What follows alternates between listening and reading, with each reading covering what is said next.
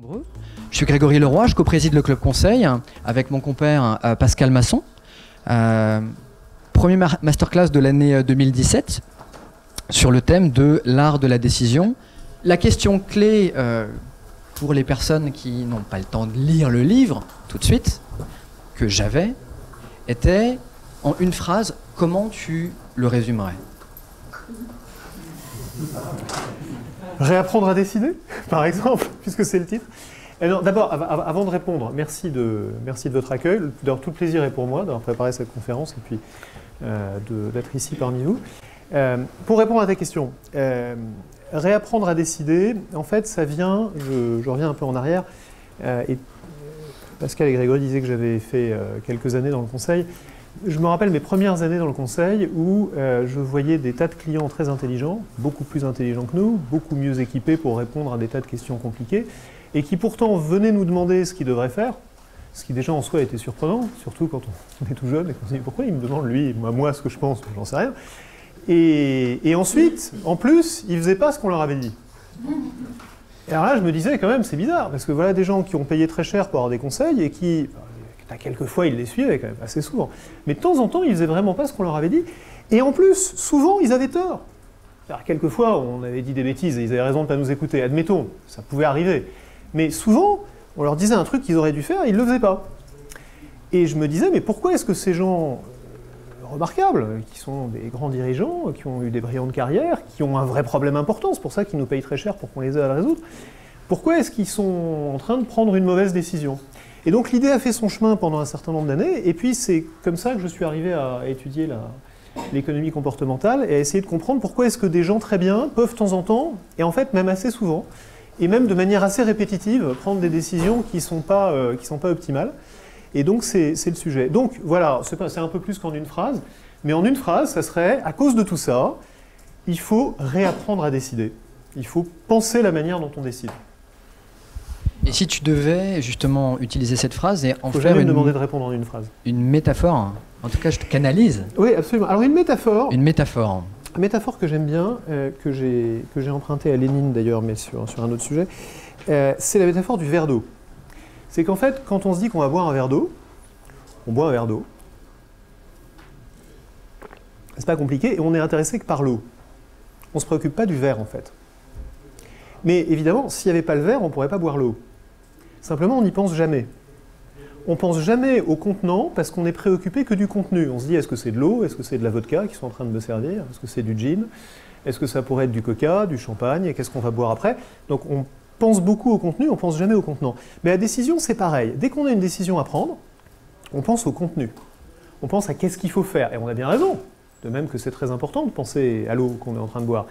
Mais il faut aussi se dire que si le verre n'est pas bon, on ne peut pas boire l'eau. Si le verre est fêlé, il va couler. S'il est ébréché, il va nous blesser. Bref, il y a des tas de choses qui ont à voir avec le contenant et pas avec le contenu qui devraient nous préoccuper aussi. La décision, c'est pareil. La manière dont on prend la décision, le contenant de la décision, c'est aussi important que le contenu et ça conditionne le contenu. C'est ça la métaphore. Le papier que Pascal évoquait, le papier HBR que tu as écrit avec le psychologue et prix Nobel d'économie, M. Kahneman, a écrit un livre, Thinking Fast, Thinking Slow, qui est extrêmement puissant. Tu le connais pour avoir collaboré avec lui, tu continues de collaborer avec lui. Si tu devais résumer autant le livre que la carrière de l'homme, puisque quand on a préparé ça, c'était un petit peu ce que tu avais envie de faire. Est-ce que tu peux nous en parler en 3 idées maîtresses? Alors, en 3 mots et en 3 idées. D'abord, vous devriez le lire, son bouquin, si vous ne l'avez pas lu. Il s'appelle, en français, il s'appelle Système 1, Système 2, les 2 vitesses de la pensée. On va parler d'une des idées centrales. En 3 idées, en fait, en le prenant un peu à l'envers, sa dernière idée, c'est l'idée du bonheur, en fait, et l'idée d'où vient le bonheur. Et comment est-ce que le bonheur qu'on vit est différent du bonheur qu'on se rappelle. Et en fait, cette idée est assez puissante. Si vous êtes déjà parti en vacances, dans les vacances où vous avez l'impression, pareil, vous faites des vacances hyper sportives, hyper dures, et chaque moment, vous dites quelle galère, je reviendrai jamais, quelle idée stupide, j'aurais jamais dû faire ce truc. Et à la fin, c'est un super souvenir. Ou inversement, vous passez des très bonnes vacances où tout se passe très très bien pendant toutes les vacances, et à la fin, on vous demande bah alors c'était comment? Vous dites bah c'était bien, mais je ne me rappelle rien de précis, je n'ai pas de souvenir particulier. Mais en fait, il y a une vraie différence entre l'expérience qu'on vit au moment où on la vit et l'expérience qu'on se rappelle. Et ça a plein d'implications économiques, accessoirement, mais psychologiques en particulier, sur lesquelles Daniel Kahneman a beaucoup travaillé. Donc ça, c'est une des idées. Une autre idée très importante de Kahneman, dont on ne va pas parler ce soir, c'est la manière dont on calcule les risques, la manière dont on prend des risques. En fait, les économistes pensent depuis toujours qu'on est averse au risque, c'est-à-dire qu'on essaye d'éviter les risques. Et en fait, Kahneman et Tversky, son comparse, ont montré qu'on est averse au risque quand il s'agit des gains, mais qu'en fait, on cherche le risque quand il s'agit d'éviter des pertes. Le comportement typique de ça, c'est vous allez au casino, vous aviez 100 € à jouer, vous en avez perdu 99, il vous reste 1 €, comment vous allez le jouer? Eh bien, vous n'allez pas le jouer sur pair ou sur rouge, vous allez le jouer en plein pour essayer de vous refaire, autant que possible, avec votre dernière mise. D'ailleurs, on voit que dans les courses de chevaux, les gens prennent plus de risques, ils parient plus sur les chevaux qui ont une grosse cote dans la dernière course que dans la première, parce qu'ils essayent de se refaire à la fin de la journée. Et donc ce comportement, qui est complètement différent de ce que prédit la théorie économique, montre qu'on ne raisonne pas de la même manière en matière de risque, selon qu'il s'agit de faire des gains ou d'éviter des pertes. Ça, c'est une idée assez frappante de Kahneman et Tversky. Et puis la troisième idée, qui en fait chronologiquement est la première, et qui est la plus importante en réalité, c'est que nos décisions ne sont pas aussi rationnelles qu'on le croit, parce qu'on a un système 1 et un système 2. Et ça, c'est notre sujet du jour. Voilà. Donc on va en parler. Pour en parler, en fait, on va commencer par faire un petit jeu, enfin plusieurs petits jeux. Je vais vous demander de prendre un bout de papier, si vous n'en avez pas avec vous, ou éventuellement votre téléphone, mais uniquement pour prendre des notes, bien sûr. Et je vais vous poser plusieurs questions. La première question est toute bête, c'est par rapport à la moyenne des conducteurs, est-ce que vous pensez que vous conduisez mieux ou moins bien? Et je vais vous demander de vous donner un A si vous pensez que vous conduisez mieux que les 3/4 des conducteurs, si vous êtes dans le meilleur quart. B si vous êtes au-dessus de la médiane, c'est-à-dire vous êtes dans la meilleure moitié des conducteurs, mais pas dans le meilleur quart. C si vous êtes dans le 3e quart. D si vous êtes dans le 4e quart, c'est-à-dire les plus mauvais conducteurs. Donc notez simplement, question 1, A, B, C ou D. Deuxième question, c'est exactement la même, sauf que je ne vous demande pas comment vous conduisez, je vous demande comment vous dessinez. Donc est-ce que vous dessinez, si je vous demandais de faire un dessin comme celui-là, par exemple de faire un portrait de moi en pied, comme vous voyez un portrait en pied de cette dame là, avec son parapluie, est-ce que vous pensez que votre dessin serait un dessin A, B, C ou D, c'est-à-dire en supposant que le monde est divisé en 4 catégories de dessinateurs, est-ce que vous êtes dans le meilleur quart, 2e quart, 3e quart, 4e quart? Donc vous notez, question 2, A, B, C ou D, c'est bon. Voilà. Question 3, ça se complique. Je vais vous demander de répondre à chacune de ces questions par un intervalle. Donc ne me donnez pas un chiffre, donnez-moi 2 chiffres à chaque question, en faisant en sorte que l'intervalle soit juste assez large, pas plus, juste assez large, pour que vous soyez 90% sûr que la bonne réponse est dans la fourchette. Donc prenez l'intervalle aussi large que possible, mais pas plus, pour être 90% sûr que la bonne réponse est dans la fourchette. Donc Martin Luther King avait entre tel âge et tel âge quand il est né, j'en suis sûr à 90%. Quand il est mort, pardon. Quand il est né, c'est trop facile. L'âge de Martin Luther King quand il est né, voilà une question. Prenez un intervalle, hein, parce que... non, l'âge de Martin Luther King à sa mort, un intervalle. Deuxième question, un intervalle. Troisième question, un intervalle. Je vous laisse 1 minute de réflexion. Inutile de dire qu'on ne va pas regarder sur Google ou Wikipédia. Sinon, c'est pas drôle. Allez, on enchaîne. 4e et dernière question pour l'instant. Il fait très chaud. C'est pas comme aujourd'hui. Il fait très très chaud, et comme il fait très très chaud, ces rails vont se dilater un peu. Vous savez, le métal se dilate quand il fait très chaud. Et les rails sont des rails très très longs. Ils font 1,5 km de long, c'est très long. Et il y a un endroit où ils ne sont pas bien cloués. Ce qui fait qu'en fait, en se dilatant, ils vont se pousser ici, vous voyez, là où ils ne sont pas cloués, et ils vont monter un petit peu. La question est de combien ils vont monter. Ce qui, en fait, ça ne vous aura pas échappé, est une question qui consiste simplement à calculer le théorème de Pythagore pour connaître x, sachant que la dilatation est de 3 cm sur un rail d'1,5 km. Alors évidemment, je ne vous demande pas d'utiliser votre calculette pour calculer le théorème de Pythagore, je vous demande intuitivement, sans faire de calcul, si ça c'est 1,5 km et que ça c'est 1,5 km et 3 cm, et que ça reste droit, on va supposer que le rail reste bien droit, hein, donc c'est un vrai triangle rectangle, de combien est x? Voilà, combien de centimètres? Notez-le simplement sur votre papier, à votre avis, x fait combien de centimètres? C'est bon? Et bien maintenant, je ne vais pas vous donner la réponse. En tout cas, pas tout de suite. Parce que l'idée, enfin, on va voir les réponses au fur et à mesure, l'idée fondamentale dont je vous parlais il y a un instant en disant que c'était l'idée de Kahneman et de Tversky, c'est qu'on pense qu'on est des gens qui raisonnent rationnellement. Et en fait, on est des gens qui raisonnent rationnellement une partie du temps, mais pas seulement. On a en fait deux cerveaux dans la tête, on a deux systèmes, on a deux manières de raisonner qui coexistent tout le temps. On a une manière de penser qui est lente, qui est la manière du penseur de Rodin, et on a une manière de penser qui est rapide. Et en fait, la manière dont j'aime bien l'illustrer, c'est de dire que quand un homme, ici Kasparov, joue aux échecs contre une machine, on a face à face deux manières de penser, qu'en fait, il est capable d'avoir toutes les deux, mais qui sont assez différentes. Il y a un système 1, qui est la manière de penser rapide, qui est automatique, et il y a un système 2, qui est la manière de penser lente, qui est délibérée.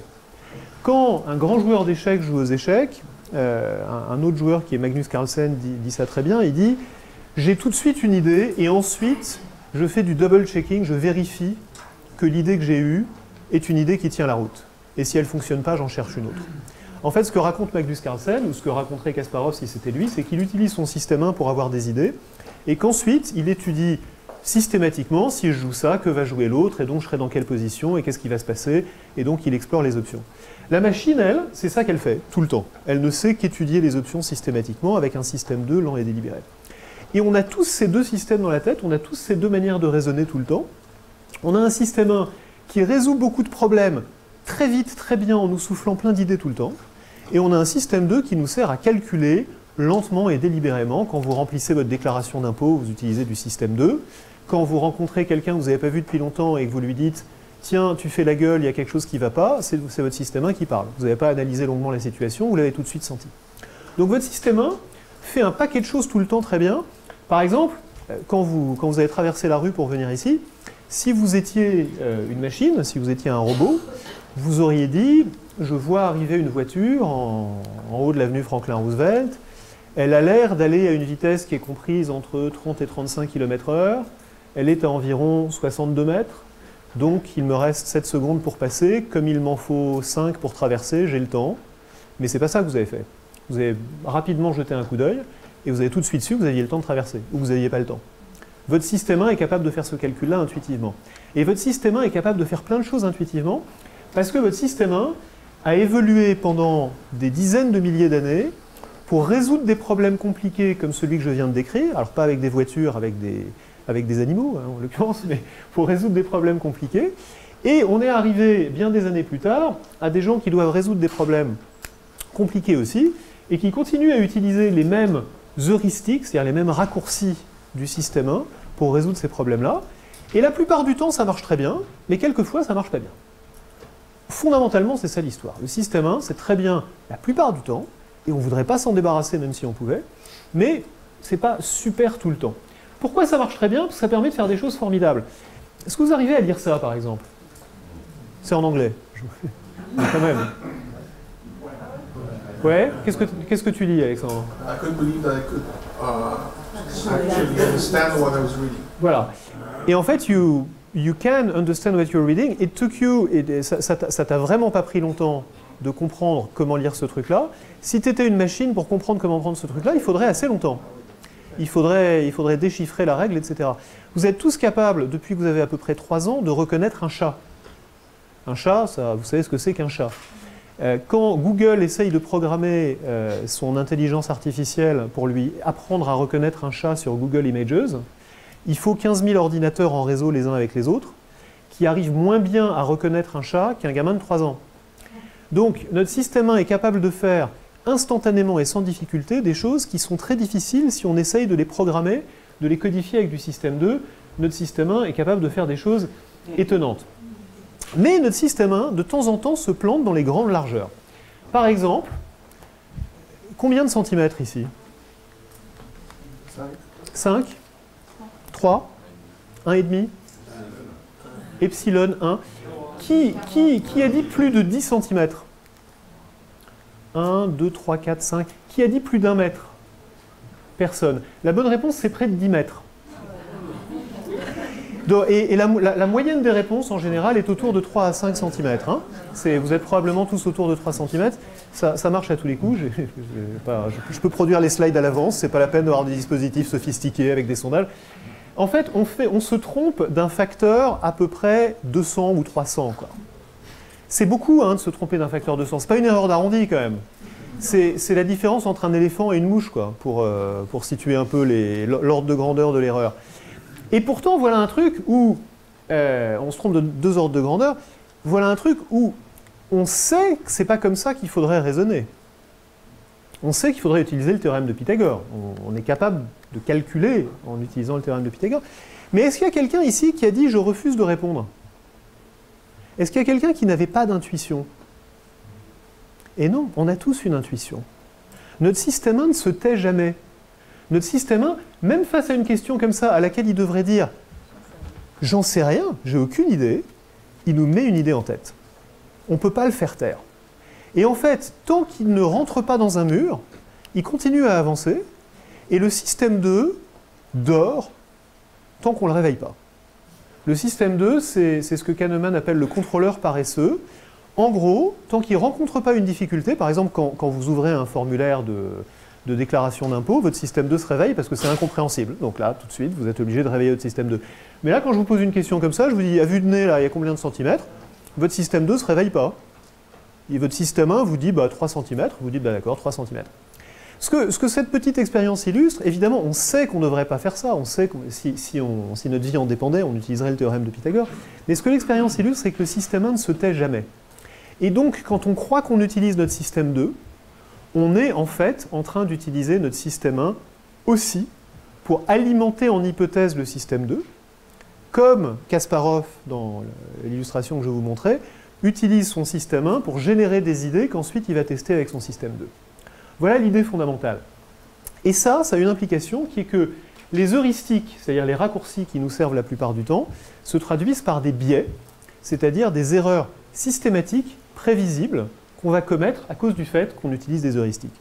Petite parenthèse, quand je dis des biais, souvent on pense biais raciste, biais sexiste, parce que c'est le sens du terme qu'on utilise en particulier en ressources humaines. Ici, le sens du mot est beaucoup plus neutre. Un biais, c'est simplement une déviation, un écart par rapport à ce qui serait la norme théorique de ce qu'est une décision rationnelle. Hein. Donc ça n'a pas besoin d'être mal intentionné ou d'avoir des conséquences idéologiquement incorrectes, c'est simplement un écart par rapport à la rationalité dans votre intérêt à vous. Alors, illustration de ça, combien d'entre vous sont des conducteurs B, c'est-à-dire dans le plus mauvais quart de la population? Voilà, vous êtes 70 dans la pièce, il y en a 3 qui sont dans le plus mauvais quart, c'est curieux. Alors, gardez la main levée, les 3 courageux qui se sont vus D. Et il y a combien de C? Voilà, il y en a à peu près 7 ou 8, tout compris. Ce qui veut dire qu'en fait, on a 90% des gens qui sont meilleurs que la moyenne. Donc les A et les B, vous pouvez lever la main pour vous féliciter. Bravo. Vous êtes les HEC conduisent beaucoup mieux que la moyenne, c'est bien connu. Mais quand même, si j'ai produit cette slide là encore avant de venir, c'est parce que ça marche à tous les coups. Quel que soit le groupe auquel vous posez la question, même quand c'est des ESSEC et pas des HEC, il y en a 90% qui conduisent mieux que la moyenne. Donc on sait bien qu'évidemment, si c'est les ESSEC, ça ne peut pas être vrai. Mais quand même, il y a un problème. Le problème, c'est qu'on a tous tendance à se surestimer. On a tendance à surestimer en matière de conduite. Quand vous demandez à des étudiants s'ils sont meilleurs que leurs collègues étudiants, ils pourraient regarder leurs notes. Hein. Et ben, visiblement, ils ne les regardent pas parce que 94% pensent qu'ils sont meilleurs que la moyenne. Les entrepreneurs à qui vous rappelez, d'abord, avant de leur poser la question, que 70% des nouveaux business se plantent dans les 5 ans, 90% d'entre eux vous disent qu'eux, ils sont sûrs qu'ils vont réussir. Et pour finir, évidemment, les gens qui se marient pensent à 100% qu'ils ne vont pas divorcer, alors qu'évidemment, un certain nombre d'entre eux, malheureusement, ou heureusement d'ailleurs, vont divorcer. Donc, on a tendance à se surestimer, c'est universel, alors il y a des petites variations dont je vous passe les détails, mais c'est universel à une nuance près. Est-ce que vous savez quel est le seul groupe, petite devinette, le seul groupe qui ne se surestime pas systématiquement et qui en fait s'estime à peu près correctement bien? C'est pas les enfants, non, au contraire, les enfants sont très très très exagérément optimistes, c'est comme ça qu'ils entreprennent et qu'ils apprennent. Pas les vieux non plus, encore qu'il puisse y avoir un recouvrement. Non, les hommes politiques. Il n'y a qu'à voir le nombre de candidats au présidentiel pour comprendre qu'il y en a quelques-uns qui se surestiment quand même. Non, ce qui est très intéressant, c'est que les gens qui ne surestiment pas, c'est les gens qui sont cliniquement déprimés. Et ça s'appelle le réalisme dépressif. Ça vous dit un truc, et ils ne se sous-estiment pas non plus. Ils sont juste réalistes. Le réalisme dépressif. Ça vous dit un truc très important. Quand je reviens à mes petits hommes des cavernes, c'est qu'on a des biais pour une bonne raison. On a besoin d'avoir des biais. Ça serait très très déprimant de se dire à tout moment que, en fait, je suis au-dessous de la moyenne sur la plupart des choses. En tout cas, sur la moyenne des choses, sur une fraction des choses. Les dépressifs se sous-estiment. L'autodépréciation, ça fait partie du... Oui, mais sur un point particulier, je devrais être plus précis, sur un point particulier qui est les expériences d'illusion de contrôle, c'est-à-dire quand vous testez la perception que les gens ont du niveau de contrôle qu'ils ont sur la réalité, qui n'est pas leur perception d'eux-mêmes, pour être précis, hein, mais leur perception de contrôle sur la réalité, ils jugent très exactement leur perception de contrôle sur la réalité. C'est-à-dire quand vous leur donnez une situation dans laquelle ils n'ont pas de contrôle sur la réalité, vous et moi, on va croire qu'on en a, alors qu'eux vont dire qu'ils n'en ont pas, ce qui est la réalité. C'est ça plus exactement l'expérience. Mais de manière générale, le point que j'essaie d'illustrer, c'est que avoir des biais, c'est bon pour le moral. C'est bon pour la rapidité des décisions, c'est bon la plupart du temps pour la qualité de nos décisions, parce que la plupart des décisions ne sont pas difficiles. Et donc, c'est bien, ça nous rend beaucoup de services. Le problème, c'est que de temps en temps, on se plante dans les grandes largeurs, comme dans ma petite expérience du triangle rectangle. Autre petite expérience, comptez combien vous avez de bonnes réponses. Alors, qui en a 3 ? 3 bonnes. Voilà, vous êtes 3 dans la salle, on a 3 bonnes. Qui en a 2 ? Un peu plus. Et qui en a 1 ou 0 ? La majorité des gens. Alors, en fait, d'habitude, je fais ça avec 10 questions, et on montre assez bien qu'au lieu d'avoir 9 bonnes réponses, les gens en ont en moyenne 4 ou 5. Ceux qui ont fait le test s'en souviennent. Et ça vous dit une chose importante, c'est que 90% égale 50%. Quand on est 90% sûr, on a tort 50% du temps, et raison 50% du temps à peu près. Donc quand les gens viennent vous dire « ce truc-là, c'est du sûr, tu peux parier dessus, j'en suis sûr à 90%, il y a une chance sur 2 qui vous en fument sincèrement. C'est-à-dire qu'eux, y croient. Ensuite, il y a une probabilité non nulle qui vous en fume intentionnellement. Mais c'est un autre sujet, c'est pas le mien. Et en particulier, quand il s'agit de nous évaluer nous-mêmes, on a une tendance à se surestimer sincèrement, c'est-à-dire à se voir comme ça alors qu'on est comme ça, qui est tout à fait sincère et qui est tout à fait profonde et tout à fait réelle. 90% égale 50%, on pense qu'on est dans les top 90% alors qu'on est dans les top 50%, on pense qu'on a 90% de chances d'avoir raison alors qu'en fait on n'a que 50% de bonnes réponses. Bref, on se surestime. Donc ça c'est un premier phénomène assez universel, c'est un premier type de biais assez universel, qui est le biais d'excès de confiance, et il se manifeste de plein de manières dans les entreprises. La plus évidente, c'est un de mes collègues d'Oxford qui le démontre en faisant des études sur ce qu'il appelle les méga-projets, c'est-à-dire les projets de plus d'1 milliard de budget. Et il montre qu'en fait, le dépassement de budget est la norme et pas l'exception. 90% des projets dépassent leur budget, généralement de plus de 50%. Les objectifs opérationnels, par exemple le nombre de passagers de l'Eurostar ou le nombre les revenus des Jeux Olympiques sont rarement atteints et souvent on est 50% en dessous. Et contrairement à ce qu'on pourrait penser, ce n'est pas seulement un effet d'incitation perverse, bien que ça joue un rôle, parce que quand c'est dans une seule entreprise privée et qu'il s'agit de son propre argent, elle se plante presque autant que quand c'est un fournisseur qui est exagérément optimiste pour obtenir un contrat, on va dire, et qui se dit qu'il se rattrapera plus tard. Il y a cet effet-là, mais ce n'est pas le seul effet, il y a évidemment aussi un effet d'excès de confiance. Donc c'est un exemple parmi d'innombrables exemples. On pourrait parler des acquisitions. Vous avez tous lu des dizaines d'articles qui vous disent que les acquisitions détruisent de la valeur pour les acquéreurs en règle générale, et pourtant les gens continuent à en faire, et ils continuent à détruire autant de valeur, en haut de cycle plus, en bas de cycle un peu moins, mais fondamentalement ils n'apprennent pas. Et donc on continue à faire des erreurs d'excès de confiance, bien après avoir appris et avoir lu qu'on a un excès de confiance. Autre exemple que j'aime bien, c'est l'exemple des plans qui négligent les concurrents. Ça c'est une histoire que raconte A.G. Lafley, le patron légendaire de Procter & Gamble. Vraiment un type remarquable, on ne peut pas dire que ça soit un mauvais, c'est le moins qu'on puisse dire. Et d'ailleurs c'est lui-même qui raconte l'histoire, il raconte que, je vous fais la version courte, quand il était jeune chef de produit, il a voulu lancer un produit concurrent de Clorox, qui est le synonyme d'eau de Javel pour les Américains. C'est l'archi-leader de l'eau de Javel. Il est fabriqué par une société qui s'appelle Clorox, et qui donc vend du Clorox. Et il s'est dit, on va lancer une meilleure eau de Javel que Clorox. Et donc il fait un petit marché test, dans un petit état, le Maine en l'occurrence, en se disant que c'est suffisamment loin du siège de Clorox pour que Clorox ne le remarque pas. Raté, Clorox le remarque, et le lendemain, Clorox dépose un bidon d'1 gallon, donc 4,5 litres d'eau de Javel gratuite, sur le perron de chaque maison du Maine. Ce qui était une manière de dire, Procter n'y pense même pas. On est la Clorox Company, on vend un produit qui s'appelle Clorox aux États-Unis, qui doit représenter à peu près 120% de nos profits mondiaux. Donc comment est-ce que tu peux imaginer une seule seconde qu'on va te laisser rentrer sur ce marché? Tu as réfléchi? Et là, la FLI dit, ben non, en fait, on n'avait pas réfléchi. On avait réfléchi à tout, on avait fait les tests produits, les consommateurs adoraient le produit, ils disaient que c'était mieux que Clorox, donc on avait gagné les tests produits. On en avait parlé aux distributeurs, les distributeurs disaient, bah enfin, Procter dans l'eau de Javel, ça faisait longtemps qu'on vous attendait, super. Mais on ne s'était pas demandé ce qu'allait faire le concurrent. On n'y avait juste pas pensé. Et comme il dit, les assauts frontaux sur des villes fortifiées façon Première Guerre mondiale, ça se termine avec beaucoup de morts. Surtout si on ne pense pas que la ville est fortifiée et qu'on y va la fleur au fusil.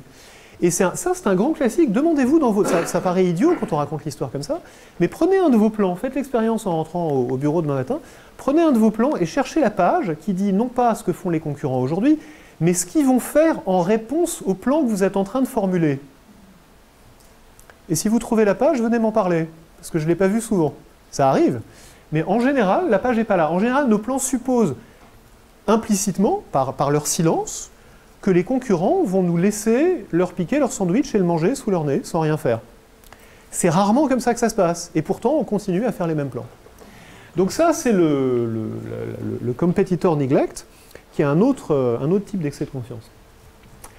Alors, ça se complique un petit peu, parce que combien d'entre vous dessinent mieux que la moyenne? Si vous êtes donné A ou B à la deuxième question, levez la main.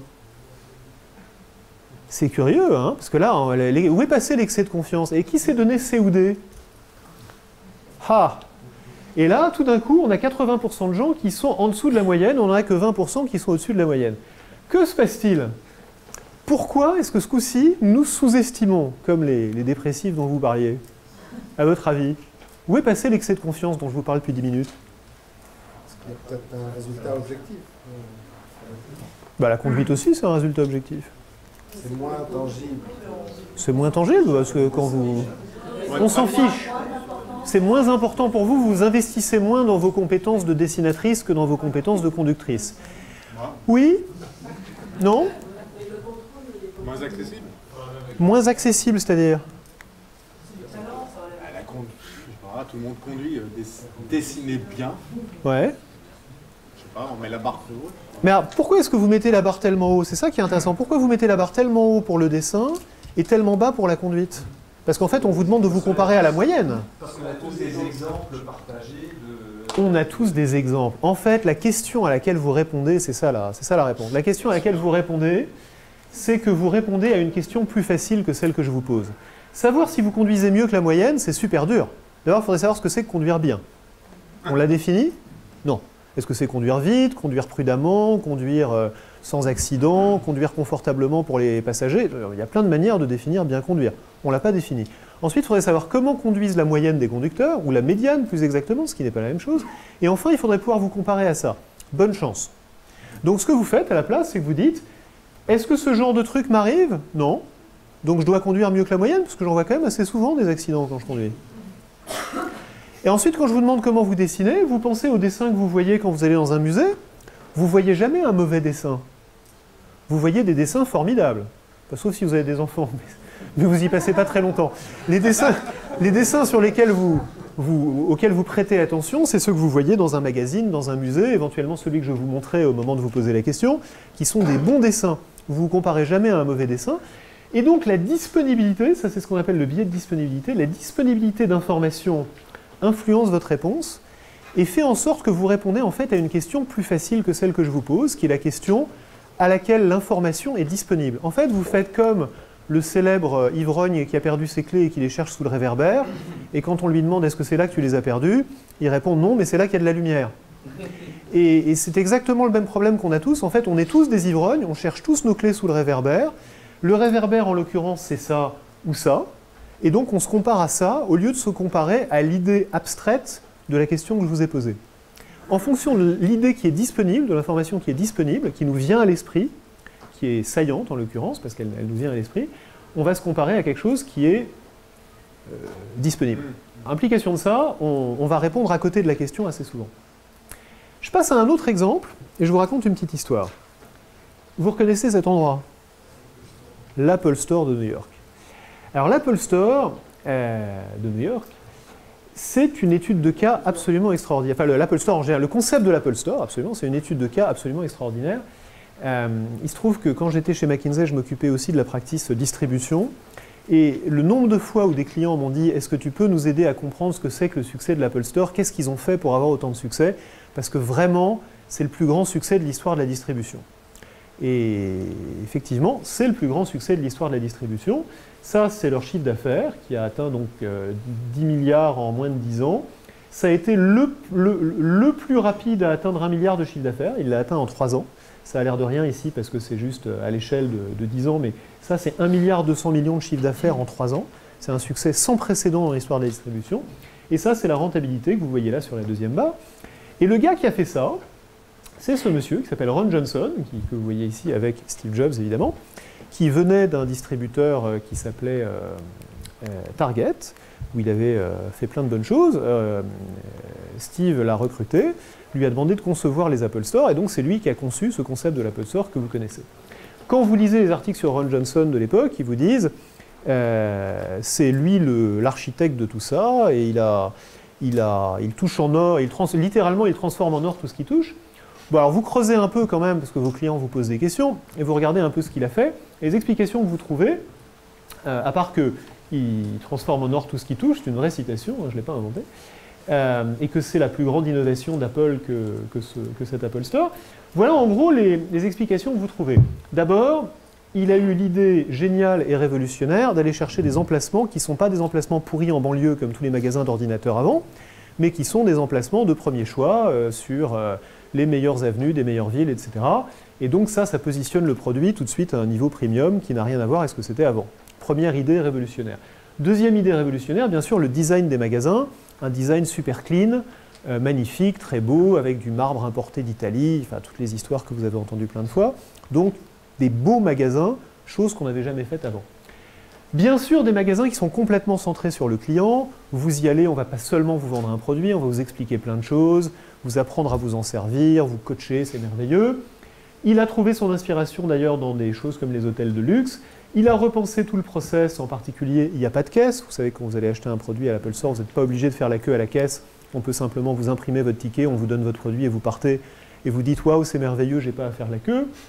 Le personnel est ultra motivé, ultra formé. Une attention aux détails dans tout ce qu'il fait. Bref, on trouve plein d'explications. Petite question pour vous, je vais vous demander de reprendre un stylo et de le noter de nouveau. Si vous deviez retenir une raison pour le succès de l'Apple Store, laquelle ça serait? C'est pour un sondage. Une raison pour le succès de l'Apple Store. Qu'est-ce que vous avez écrit? Valeur. Un produit de valeur. Ouais. Qu'est-ce qu'on a d'autre comme explication? Des volontaires.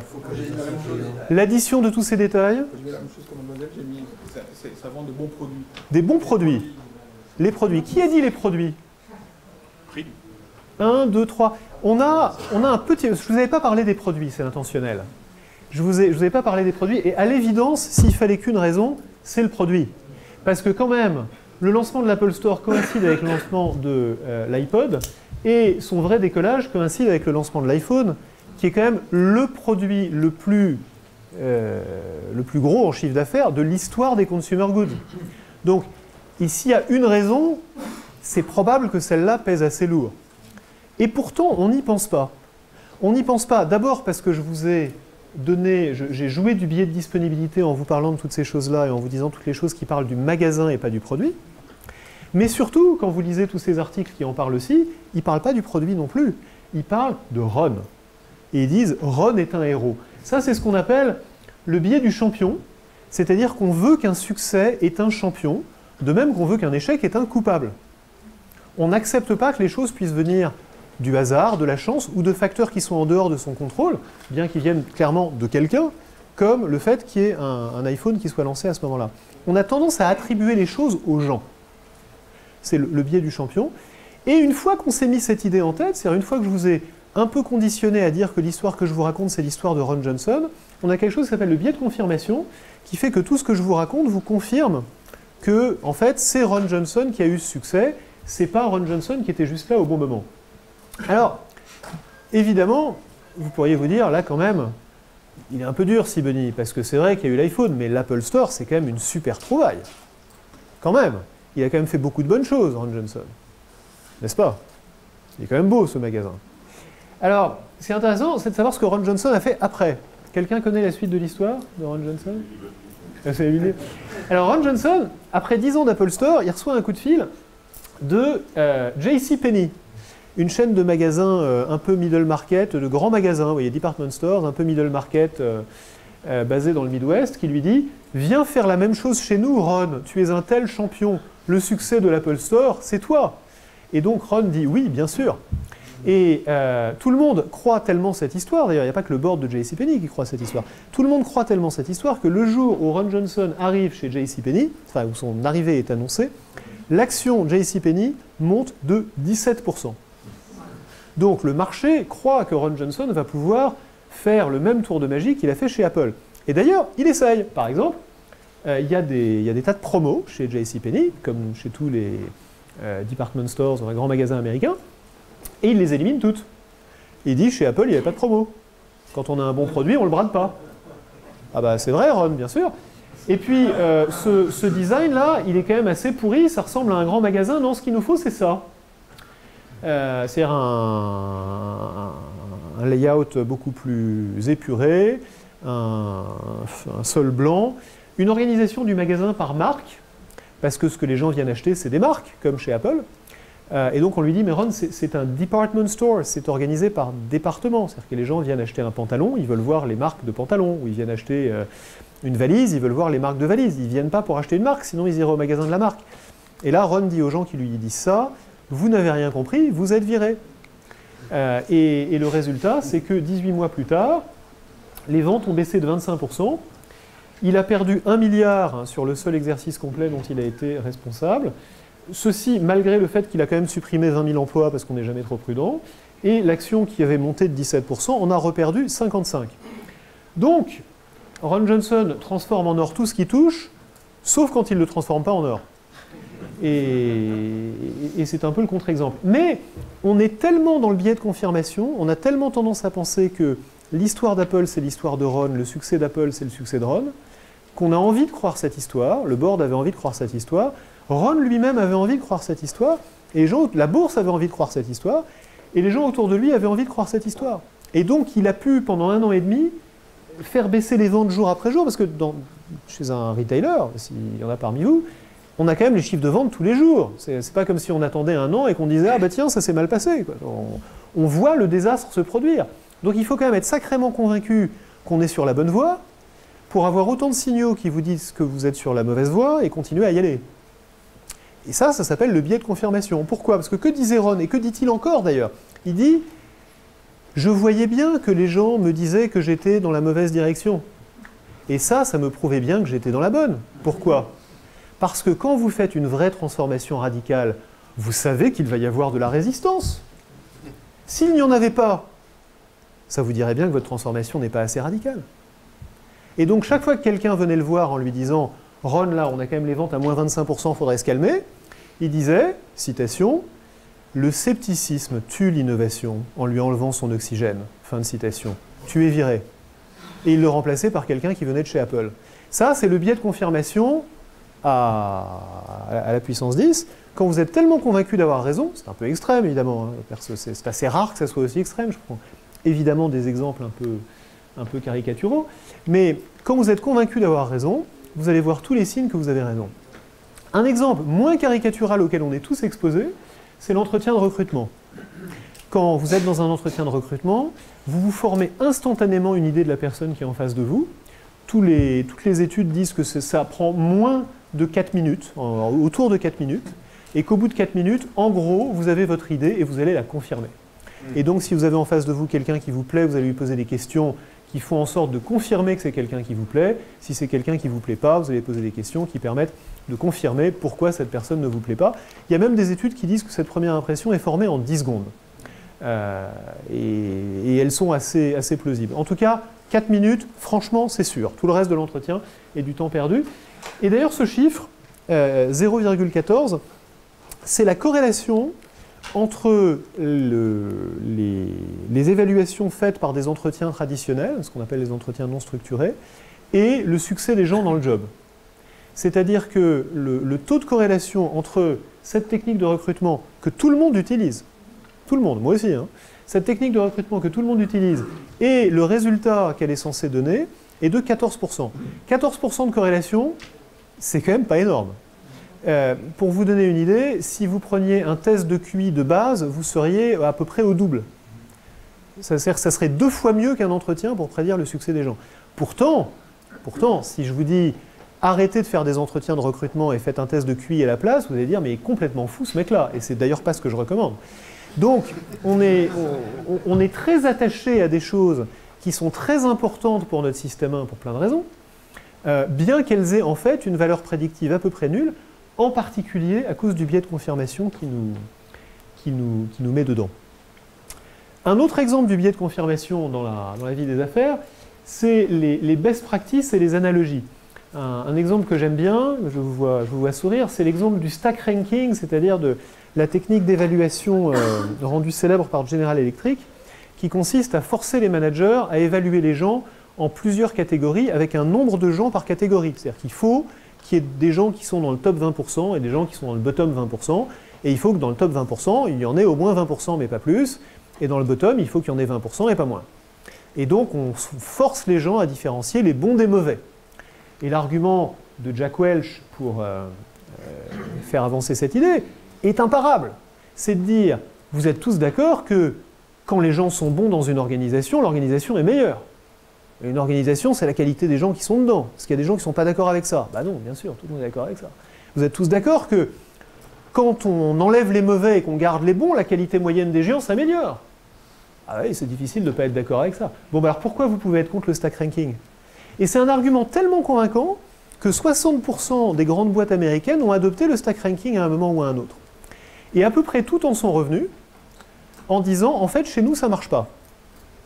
Par exemple, Microsoft en est revenu en disant, ce truc est un désastre, ça rend les gens hyper compétitifs, il n'y a plus aucun esprit d'équipe, etc. Alors on pourrait rentrer dans les détails de pourquoi ça marche chez les uns et pas chez les autres, mais ce qui est grave dans cette histoire, c'est l'idée qu'on peut prendre une pratique de General Electric et l'appliquer chez vous en faisant du copier-coller, comme si ce qui a marché chez les uns devait marcher chez les autres.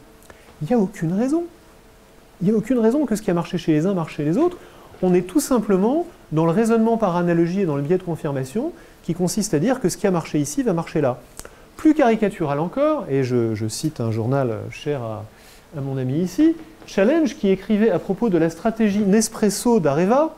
Vous savez que Anne Levergeon expliquait qu'elle vendait les centrales et l'uranium, comme Nespresso vend les cafetières et les capsules.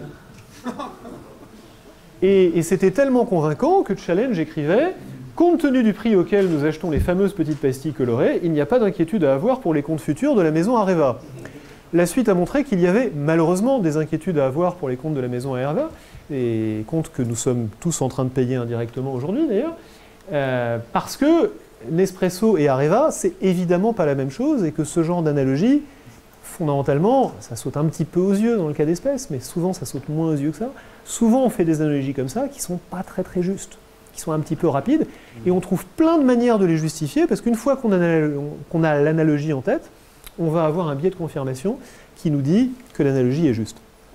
Au fond, tout ça, ce que ça vous dit, c'est que notre jugement fonctionne comme une espèce de boule de neige, où quand on commence à avoir une petite idée, on commence à avoir un petit début de boule de neige ici, cette idée va s'accumuler avec toutes sortes de petites confirmations que vous allez trouver sur le chemin, comme Ron Johnson s'accumule une idée qu'il est sur la bonne voie, comme dans votre entretien de recrutement, la personne qui vous semble sympathique, à chaque question, elle apporte une réponse un peu meilleure et vous vous rendez compte que finalement, elle est formidable.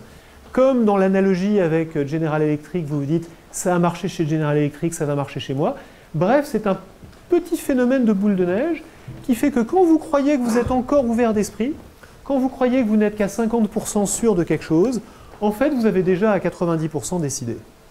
Et quand je vous disais tout à l'heure que 90% égale 50%, parce que quand on est à 90% sûr, on n'a qu'à 50% raison, C'est en fait le contraire exact, c'est que quand on croit qu'on n'est qu'à 50% décidé, on est en fait déjà à 90% conclu. Ça, c'est un peu les deux côtés de l'erreur de décision, si vous voulez. L'excès de confiance, l'erreur de décision qui vient des heuristiques, l'excès de confiance qui fait qu'on est beaucoup plus sûr qu'on ne devrait l'être, et la décision trop rapide qui fait qu'on est beaucoup trop rapide à décider et beaucoup trop conclusif, on saute beaucoup trop vite à la conclusion et on va avoir trop tendance à la confirmer ou à chercher des manières de la confirmer. Voilà les quelques idées de base, vraiment la manière courte de résumer l'histoire. Et en fait, ce que je vous propose à partir de maintenant, c'est que je ne vous présente plus de slides et qu'on discute simplement des questions que ça vous pose quand vous voyez ça. Qu'est-ce que ça veut dire pour vos décisions? Qu'est-ce que ça veut dire pour vos entreprises? Qu'est-ce que ça veut dire en termes de vos manières de décider? Est-ce qu'on a des questions là brûlantes Quelle différence faites-vous entre l'intuition et le système 1? Ah, l'intuition. On va parler de l'intuition, ça c'est vachement important. L'intuition. C'est pas vrai que ce qui m'intéresse, c'est la situation d'urgence. L'urgence. Qu'est-ce qui marche le mieux? Un ou deux? Un ou deux. On va parler de l'intuition et de un ou deux. Après cette conférence, j'ai un billet qui dit que je suis plus apte à prendre des décisions. Mon système 1 me dit ça. Donc du coup, j'aimerais même faire mes recrutements en tant que chef d'entreprise utilisant un questionnaire et une intelligence artificielle. Est-ce que je dois le faire? Est-ce que je devrais utiliser une intelligence artificielle versus humain? Ou un simple questionnaire, de quiz. Pile ou face? Est-ce que Pour faire suite à ça, en fait, moi, je demanderais comment je le contrôle, de ne pas prendre la décision après 4 minutes. Comment on contrôle? Mais après 60 ou disons 30. Est-ce que c'est mauvais? Comment faire? Bon, alors avec ça, on a déjà de quoi faire. Je commence par l'intuition parce que c'est très important. Et en fait, quand on parle de système 1, on pense intuition et il y a une grande partie de ça.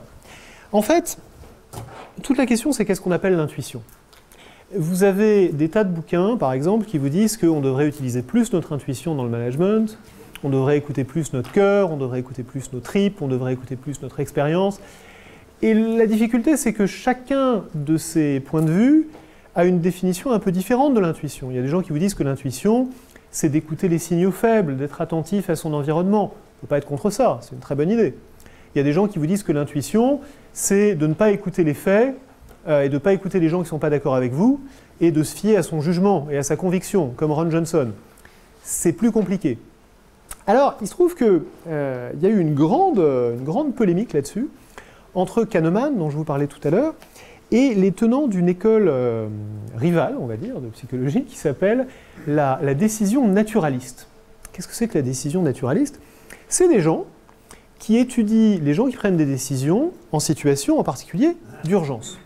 Par exemple, ils étudient les pompiers, ils étudient les contrôleurs aériens, ils étudient les médecins et les infirmiers dans des urgences, aux urgences. Et ils observent que dans ces situations-là, les gens ne font pas ce que Kahneman leur dirait de faire, ce que moi je vous dirais de faire quand je vous en parlais. C'est-à-dire qu'ils ne disent pas quelles sont les options, quels sont mes critères de décision, quel est le processus de décision. Ils n'ont pas le temps de faire ça. Et pourtant, ils prennent d'excellentes décisions la plupart du temps. Et quand on leur demande comment ils prennent ces décisions, ils disent c'est mon intuition. Par exemple, Gary Klein, qui est le principal auteur de cette école, raconte l'histoire d'un commandant de pompiers qui rentre dans une maison en flammes. C'est une histoire dont Malcolm Gladwell a fait une partie de son bouquin. Il rentre dans une maison en flammes et il dit « Là, il y a un truc, je ne le sens pas, on évacue tout de suite ». Et il vient d'évacuer avec son équipe quand le sol de la maison s'effondre parce qu'il y avait en fait un incendie au sous-sol. Et quand on l'interviewe après et qu'on lui dit « Mais comment vous avez su que l'incendie était au sous-sol alors qu'on vous avait appelé pour un feu de cuisine ?» Il dit « Je ne sais pas comment je le savais, mais je le savais. C'est de la perception extrasensorielle, ça vient de Dieu. » Et il y a des gens qui croient ça. Alors, Gary Klein ne croit pas ça et Kahneman ne croit pas ça parce que c'est des scientifiques. Et donc, ce qu'ils disent, c'est bon, capitaine, tu vas nous expliquer là. Parce que qu'est-ce qui se passe? Qu'est-ce que tu perçois quand tu rentres dans cette maison? Et il dit, je perçois qu'il fait très très chaud et il n'y a pas de bruit. Ah bon, c'est curieux parce que normalement, quand il y a un feu, ça fait beaucoup de bruit. Un feu, ça fait beaucoup de bruit. Il dit, oui, c'est vrai, je ne l'ai pas réfléchi comme ça sur le moment, mais j'ai perçu qu'il y avait une dissonance entre le fait qu'il faisait très très chaud, comme s'il y avait un énorme incendie, et il n'y avait pas de bruit. Donc, sans me rendre compte que c'était ça mon raisonnement, j'en ai conclu qu'il y avait en fait un incendie ailleurs, probablement en dessous de nous, et c'est comme ça que j'ai senti qu'il fallait évacuer, et j'ai bien fait. Ce que cette histoire vous raconte, c'est qu'en fait, ce qu'on appelle l'intuition dans une situation comme ça, c'est la reconnaissance de signaux qui viennent de votre expérience. Parce que pourquoi est-ce que ce capitaine de pompiers n'est pas tombé dans ce piège alors que vous et moi, on y serait tombés? C'est parce qu'il en a vu des tas des feux. Et que sans même le savoir, il réalise que très chaud, pas de bruit, c'est pas bon. C'est pas habituel, c'est pas normal, on s'en va. Si c'est flou, il y a un loup, comme dit quelqu'un. Et donc, il décampe. Ça vient pas de Dieu, c'est pas extrasensoriel, c'est en fait de la reconnaissance de situation. C'est-à-dire qu'en fait, l'intuition de notre pompier, c'est de l'expertise. L'intuition, ce n'est rien d'autre que de la réminiscence de situations qu'on a vécues. Phrase que j'emprunte d'ailleurs à Napoléon, qui disait « l'intuition, c'est de la réminiscence ». On disait que Napoléon était un grand intuitif, et il disait « pas du tout, tout ce que j'ai, c'est de la mémoire ». Donc en fait, la vraie intuition, celle à laquelle on peut se fier, c'est la mémoire assimilée, la mémoire internalisée, de situations complexes dont on est capable de reconnaître les patterns de manière à pouvoir prendre, en particulier en situation d'urgence, des décisions très rapides. Ça, c'est l'intuition qui sert à quelque chose.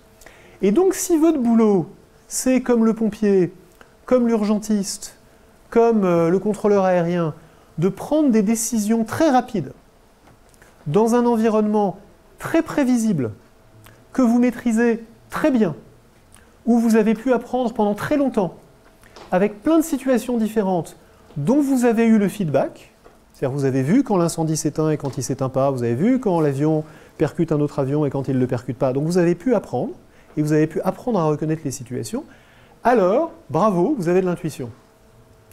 Si vous pensez que dans des situations qui n'ont pas toutes les caractéristiques dont je viens de parler, vous avez de l'intuition, tout ce que vous faites, c'est que vous utilisez un biais de confirmation pour vous rassurer sur une idée que vous avez, qui a toutes les chances d'être bonne ou d'être mauvaise, on n'en sait rien, mais dont vous allez très vite être convaincu. C'est-à-dire que si votre intuition vous dit, et elle vous dira avec le même niveau de confiance que vous avez raison, demandez-vous si vous êtes dans une situation où il y a de l'expertise ou dans une situation où il n'y en a pas. Si vous avez de l'intuition dans une situation où il y a de l'expertise, vous pouvez vous y fier. Si vous avez de l'intuition dans une situation où l'expertise ne vaut rien, par exemple la décision stratégique de Ron Johnson, parce que JCPenney, c'est pas Apple, donc il n'a pas pu apprendre sur une expérience qui n'a rien à voir à gérer JCPenney, son intuition ne lui a rien appris, son expérience ne lui a rien appris, son intuition donc ne vaut rien. Ça ne l'empêche pas d'être très convaincu. Le niveau de confiance subjectif qu'on a dans notre intuition est très fort, indépendamment de sa qualité. De même qu'on est très convaincu que le triangle rectangle, là, il fait 3 cm. Et on a très tort. Donc, si on peut dire. Donc, le niveau de confiance subjectif qu'on a ne nous renseigne en rien sur la qualité de notre intuition. La question qu'il faut se poser à propos de l'intuition, en particulier en situation d'urgence, c'est est-ce que j'appuie cette intuition sur une expertise réelle de situations comparables, nombreuses, dont j'ai pu apprendre? Ça, c'est la question de l'intuition. Et c'est une vraie question parce que, en fait, il y a peu de choses dans les entreprises qui répondent à cette définition-là.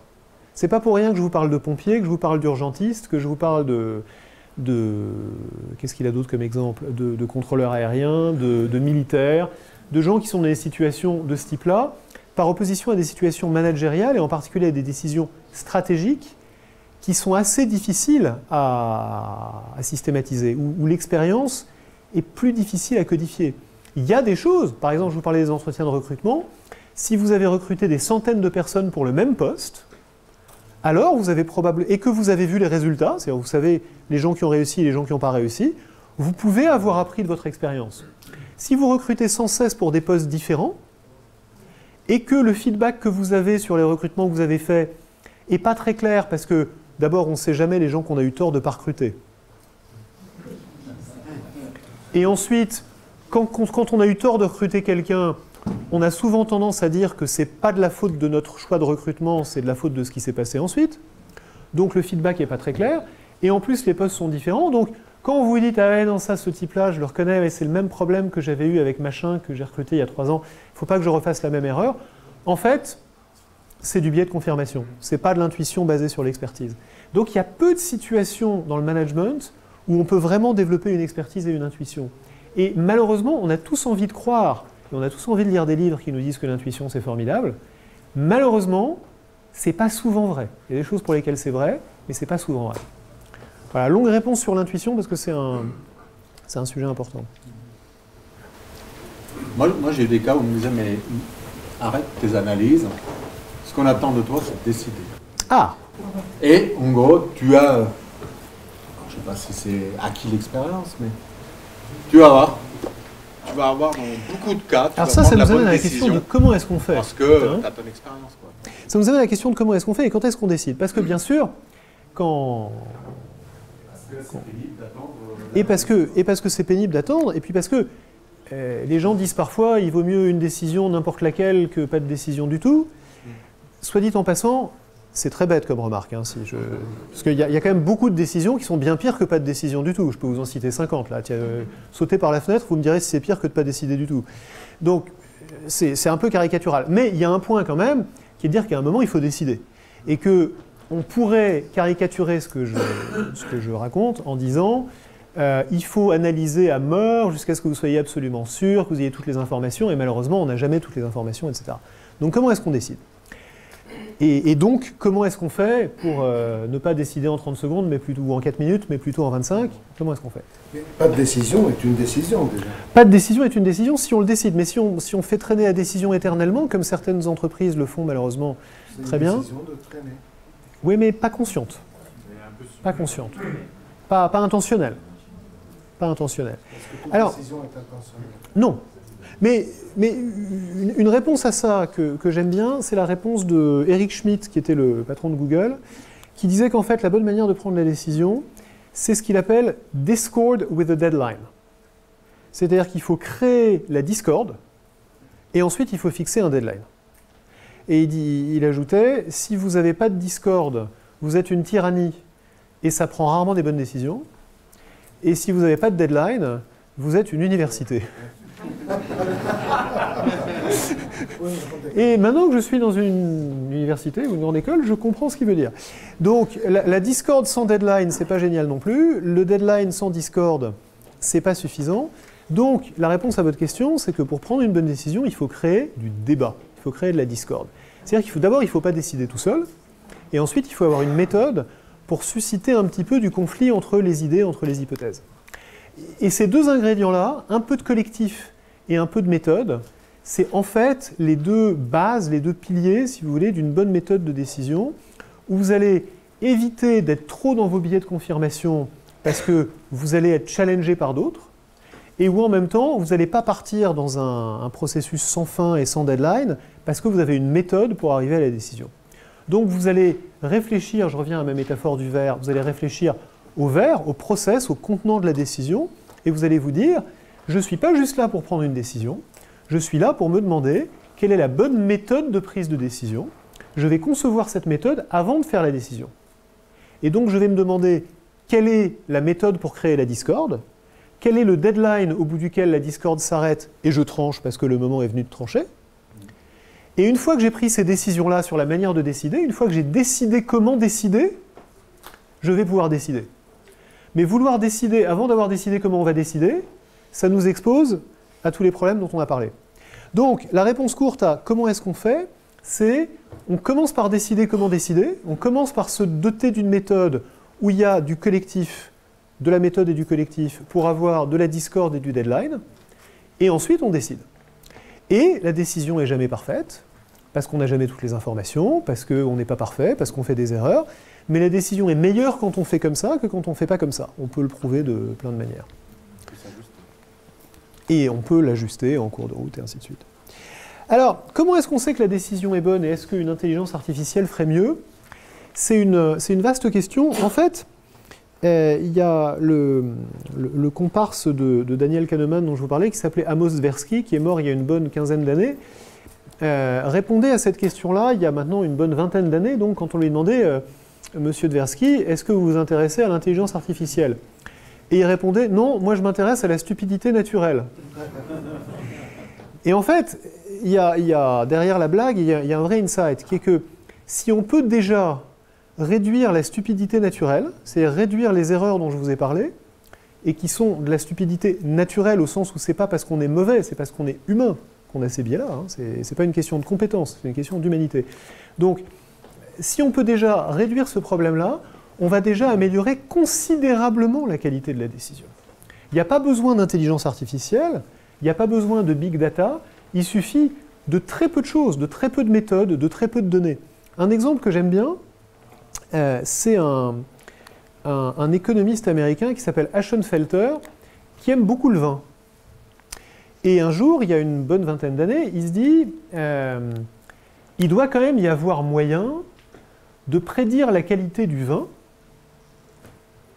sans attendre pendant 3 ans qu'il ait été élevé, goûté en primeur, etc. On doit quand même pouvoir savoir si l'année sera un bon millésime ou pas. Et il discute un peu avec il est à Chicago, hein, donc il n'est pas dans le Bordelais. Il discute avec quelques copains qui s'y connaissent et qui lui disent « Ah bah, mon bon monsieur, il y a bonnes années et mauvaises, ça dépend. » Il leur dit « Mais ça dépend de quoi exactement ?» Et ils disent « Bah, ça dépend du temps, évidemment. » Ah, et qu'est-ce qu'il y a dans le temps qui compte? Et il finit par leur faire dire qu'il y a 3 trucs qui comptent vraiment. C'est la pluviométrie pendant la saison, la pluviométrie au moment des vendanges, parce que vraiment s'il pleut pendant la vendange, c'est pas bon. Et puis la température moyenne de la saison, parce que ça fait monter le degré d'alcool. Et donc là, il fait un truc tout bête, Ashenfelter, avec je crois qu'il n'y a même pas de tableur à l'époque, hein, donc il fait ça à la mano. Il prend les 30 derniers millésimes, il prend ces 3 données-là pour les 30 dernières millésimes, et il fait un petit modèle de régression économétrique qui dit qualité du millésime égale x fois la température, plus y fois la pluviométrie de la saison, plus z fois la pluviométrie des vendanges. Et ça, c'est la formule qui prédit le résultat de la qualité du vin. Et alors, il va présenter ça à une bande de vignerons qui sont morts de rire et qui lui disent « Ah ah ah, c'est ridicule ». Parker, le pape du vin, dit « C'est complètement ridicule, c'est n'importe quoi ». Résultat, Ashenfelter se met à acheter en primeur et à vendre à terme les millésimes en fonction de sa formule, et il se fait une fortune, parce que sa formule prédit mieux que n'importe quel expert la qualité du vin. Moyennant quoi, aujourd'hui, tous les experts ont miraculeusement des prévisions qui correspondent exactement à la formule d'Ashenfelter, qu'ils jurent ne pas utiliser, d'ailleurs. Mais ça, ce que cet exemple vous montre, c'est qu'il n'y a pas besoin d'énormément de données, il n'y a pas besoin d'énormément d'intelligence artificielle pour améliorer la qualité de la décision en prenant des choses simples.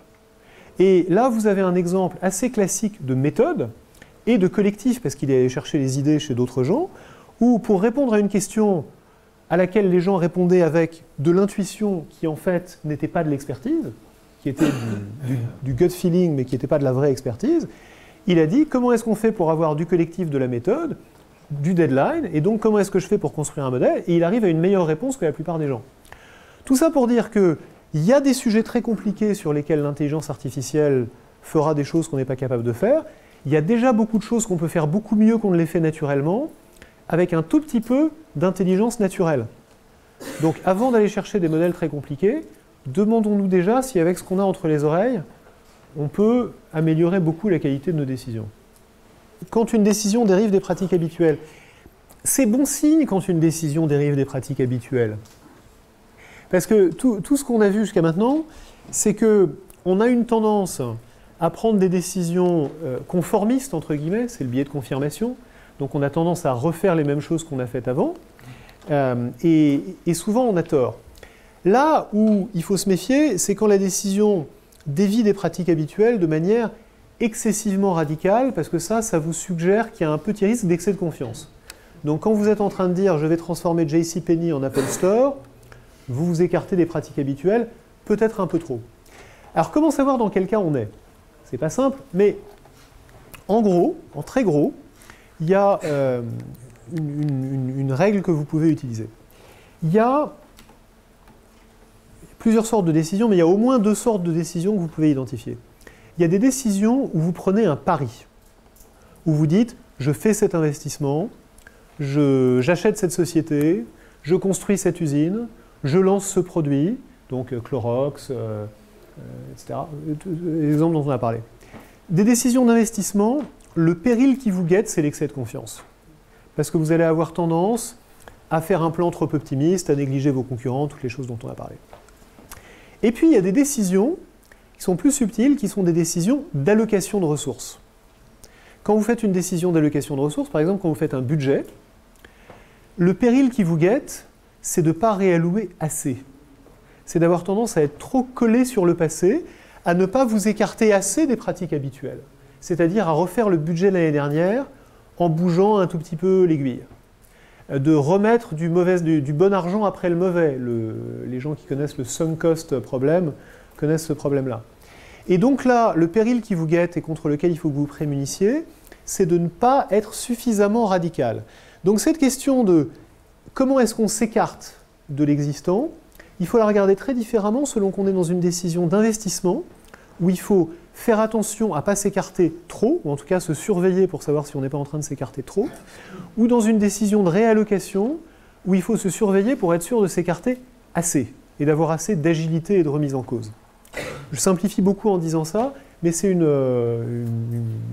règle que vous pouvez utiliser pour vous demander si vous êtes à peu près dans la bonne direction de correction de l'erreur. Et si c'est lié à de la morale ou à de l'éthique, ça rentre dans quelle catégorie? Alors si c'est lié à la morale ou à de l'éthique, c'est un autre sujet. L'éthique, c'est compliqué. Et en fait, c'est compliqué parce qu'on pense que... parce que notre système 1 et notre système 2 jouent aussi sur les décisions éthiques. On pense que, de même qu'on pense qu'on est le penseur de Rodin et qu'on prend des décisions rationnelles, on pense que les gens qui commettent des transgressions éthiques les commettent sciemment. Et on pense que les gens mentent, volent, trichent, conspirent avec leurs concurrents, trafiquent les tests de moteur, et qui font tout ça après avoir fait un calcul rationnel et cynique de la probabilité de se faire prendre, du gain s'ils ne se font pas prendre, et du coup s'ils se font prendre.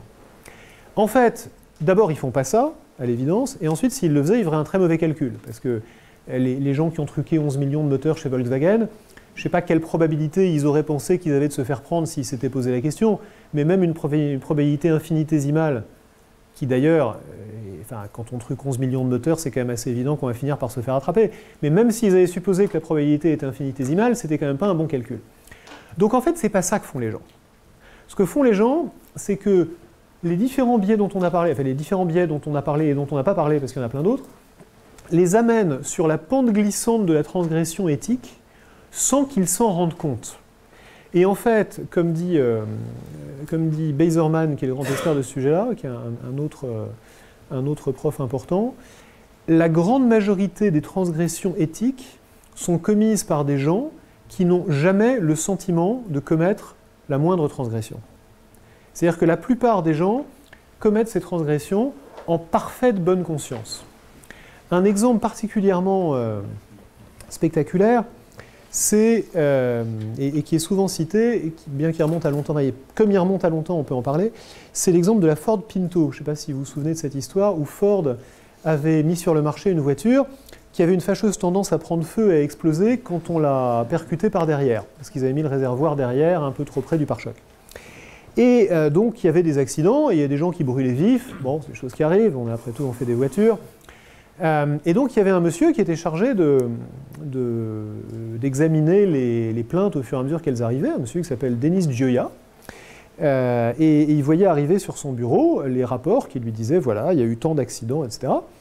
Et donc il a fait un beau mémo, je pourrais vous en montrer le facsimilé si je l'avais là, qui disait j'ai fait le calcul du nombre de personnes qui vont mourir brûlées vives dans ces accidents et j'ai multiplié ça par le prix moyen d'une vie humaine, estimé par les tribunaux quand on doit indemniser les victimes, et j'ai conclu que c'était beaucoup moins cher de payer ça que de faire les modifications nécessaires sur la ligne d'assemblage, et donc nous n'allons pas les faire. Et voilà comment Ford n'a pas fait les modifications, jusqu'à ce qu'évidemment il y ait un procès retentissant qui expose ce problème-là, et que ça devienne un cas d'école de problème éthique. Qu'est-ce qu'il raconte Gioia quand on lui demande « mais qu'est-ce qui s'est passé ?» Il dit en fait, tout le système était conçu pour qu'à aucun moment je ne me rende compte que c'était une décision éthique. Tout le système était fait pour que ça soit une décision économique. C'est-à-dire qu'en fait, je n'ai jamais vu passer une vie humaine sur mon bureau. J'avais trop de boulot, je ne me rendais pas compte, personne ne me challengeait, il n'y avait pas de méthode, il n'y avait pas de collectif, il n'y avait pas de système pour réveiller son système 1. Et en fait, je raisonnais entièrement avec mon système 2. C'est-à-dire que j'ai été transformé en machine, en ordinateur, comme le Big Blue qui jouait face à Kasparov, sans aucune émotion. Et sans émotion, on n'a pas d'éthique. Donc en fait, ce qui se passe avec les décisions éthiques, c'est que tout ce que je vous ai raconté est inversé. Je vous ai raconté qu'en matière de décision stratégique, on fait trop confiance à notre système 1, il faudrait qu'on utilise plus notre système 2. Le problème, c'est que notre système 2 est vachement bon pour raconter des histoires et pour construire des scénarios, et que dès qu'on va être dans des décisions éthiques, si c'est notre système 2 qui joue tout seul et qu'on ne réveille pas un peu notre système 1 de temps en temps pour nous dire « mais là, tu déconnes, tu sais bien que c'est pas bien ce que tu fais », eh bien on va commettre des transgressions éthiques sans jamais en avoir conscience. Donc tout ça pour dire que dans la décision éthique comme dans la décision stratégique, on a besoin de nos deux systèmes, sauf que celui qui est endormi dans la décision éthique, c'est l'autre, c'est le système 1. Et on a besoin de notre système 1, de notre gut feel qui nous dit « ça, c'est mal ». Laisser des gens brûler vivants dans des voitures parce qu'on veut économiser 3 sous, c'est pas bien. Il le sait, le Gioia, que c'est pas bien. C'est un père de famille, et c'est pas un monstre assoiffé de sang. Mais il n'écoute pas son système 1. Et tous les exemples de transgression éthique, en fait, enfin tous, la grande majorité, il y a des psychopathes. Donc il y a des gens qui, intentionnellement, sont des criminels, évidemment. Mais dans les entreprises, la plupart des cas de transgression éthique sont des gens qui, pris par des raisonnements de système 2, ne laissent pas leur système 1 se réveiller. Un autre exemple que j'aime bien, je raconte celui-là parce qu'il est marrant. Vous vous rappelez l'histoire de Goldman Sachs qui avait vendu des produits, qui en gros jouaient contre ses clients. Je vous la fais courte, mais qui vendait à ses produits des clients qui l'achetaient par ailleurs et inversement. Donc en gros, il abusait de la crédulité de ses clients. Il y avait un trader chez Goldman Sachs qui s'appelait Fabrice Tour, qui était un Français, qui a été condamné pour ça d'ailleurs quelques années plus tard. Et quand on lit les emails de Fabrice Tour, je les cite de mémoire, mais il dit je fais ça et nous allons gagner tant d'argent et moi-même je vais gagner tant de bonus, mais je fais ça parce que je suis un agent efficace du système économique et que, en créant de la liquidité sur les marchés, j'assure le bon fonctionnement des marchés financiers qui est bon pour l'économie américaine et bon pour le monde. Ha ha ha, moi-même j'arrive à me convaincre de ça, fermez la parenthèse. En gros, c'est ça qu'il écrit. Et donc ce que vous voyez là, c'est qu'on a une capacité à utiliser notre système 2 pour se convaincre d'une histoire apparemment rationnelle dont on sait parfaitement si on réveille notre système 1 que hey, c'est pas bien ce qu'on fait là. C'est pas bien. Mais à éteindre notre système 1, à le mettre sous le boisseau pour ne laisser parler que notre système 2, qui en fait est à la racine de toutes les transgressions éthiques. Donc, tout ça pour dire que dans une décision éthique, système 2, mais aussi système 1, de même que dans une décision stratégique, système 1, mais surtout système 2. Voilà l'histoire. Est-ce que tu as quelque chose à ajouter par rapport à la question qui nous a été posée sur l'évolution professionnelle de... Oui, j'ai une suggestion de méthode. Encore une fois, dans l'idée de... je ne peux pas vous parler de l'eau, mais je peux vous parler du verre. Quand on a une question comme ça, il faut se demander quelle est la bonne méthode de décision, comme pour n'importe quelle décision. Et la bonne manière de réfléchir, enfin, une des manières de réfléchir à une question comme ça, c'est de se dire, si c'était un ami qui me posait la question, qu'est-ce que je lui conseillerais? Et alors, si c'était un ami qui me posait la question, et que si je suis en train de me poser cette question et que c'était un ami qui me posait la question, je lui demanderais, mais quels sont tes critères? Qu'est-ce qui est important pour toi?